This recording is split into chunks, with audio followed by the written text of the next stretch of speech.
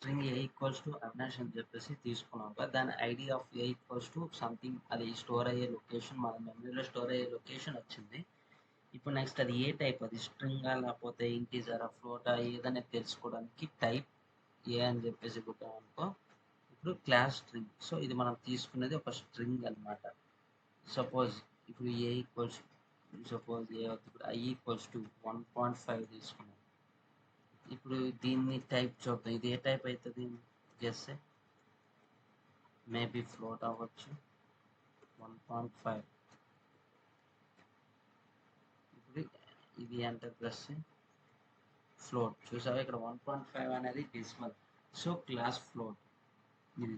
Next ఇప్పుడు పైథాన్లో ఏంటంటే మనం ఒక ఇది ఇంటరాక్టివ్ మోడ్, అది ఫైల్లోకి వెళ్ళి ఇది ఇండైరెక్ట్ న్యూ ఫైల్ క్రియేట్ చేసుకొని ఇక్కడ మనం కూడా ఆపరేషన్స్ చేయవచ్చు అనమాట. 2+5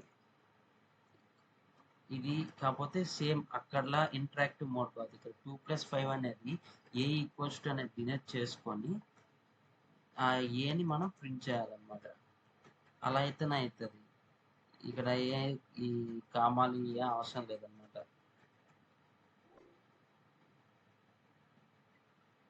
నెక్స్ట్ ఏంటంటే మనం ఇప్పుడు పైథాన్ సేవ్ చేసేటప్పుడు లాస్ట్ పీవై అని చెప్పేసి ఉండాలన్నమాట. పీవై అనే ఎక్స్టెన్షన్తో సేవ్ చేయాలన్నమాట. lesson1.py save. ఇప్పుడు దీన్ని ఇది ఉంది, దీన్ని రన్ చేస్తున్నా. ఇప్పుడు 2+5 అనేది 7 వస్తుంది. చూడు ఇక్కడ 7 వచ్చింది. సపోజ్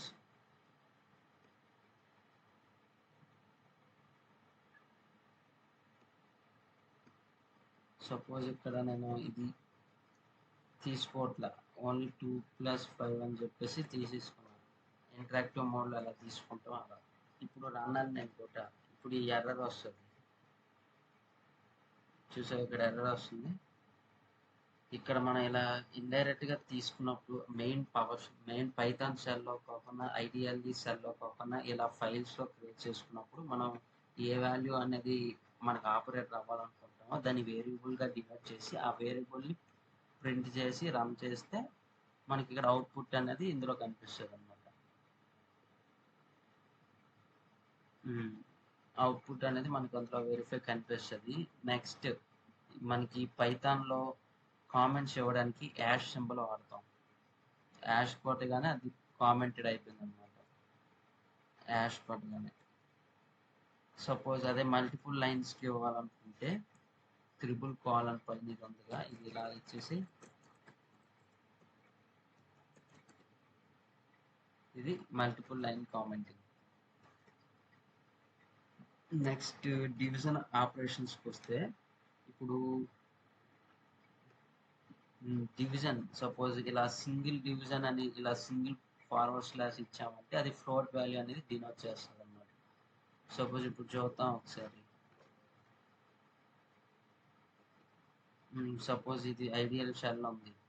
ఇప్పుడు మనకి 23 divided by suppose 24 divided by 3 ఎంత వచ్చింది, 8.0 వచ్చింది. 8.0 అంటే ఫ్లోట్ అనేది పాయింట్స్లో చూపిస్తుంది. సో మనకు అది ఫ్లోట్లో వద్దు, నాకు కరెక్ట్గా వాల్యూ కావాలి అంటే 25/, డబల్ పెట్టాలన్నమాట. Double forward slash I mean ఇది ఇలా కొడితే ఇంటీజర్ వాల్యూ అనేది నీకు వస్తుంది అనమాట. ఇప్పుడు డబుల్ ఫార్వర్డ్ స్లాష్ బై 3 కొడితే ఎగ్జాక్ట్గా 8 వచ్చింది, చూసావా. అదే సపోజ్ 23/2 అంటే 11.5. అదే 23 డబుల్ ఫార్వర్డ్ స్లాష్ బై 2 చేస్తే 11. అంటే ఎక్కడైనా 11.5, 12.5, 13.5, 14.5 ఎంత వచ్చినా దానికి రౌండ్ ఫిగర్ నెంబర్ అని అనేసరికి రౌండ్ ఆఫ్ అని అడిగేసరికి 11 అయిపోతుంది అనమాట. సపోజ్ చూడు రౌండ్ 11 ఉంది, 11.5 ఉంది, 4 ఉంది. దీనికి ఇప్పుడు enter press round figure 11. Suppose అదే రౌండ్ ఆఫ్ 11.9 ఉంది, దీనికి రౌండ్ ఫిగర్ ఏమొస్తుంది, 12 వస్తుంది. అంటే 11.5కి 11.5 చూపిస్తున్నాను. 11.5 ఉన్నవన్నీ 11 చూపిస్తుంది, 12 చూపిస్తుంది. 11.5, 11.4, 11.3, 11.2, 11.1 అనేవన్నీ 11కి. 0.5 నుంచి ఇవతల పక్క అంతా 12కి. ఇది round figure stretcher. Suppose 27 divided by 2 అంటే ఎంత వచ్చింది 13.5. అదే 27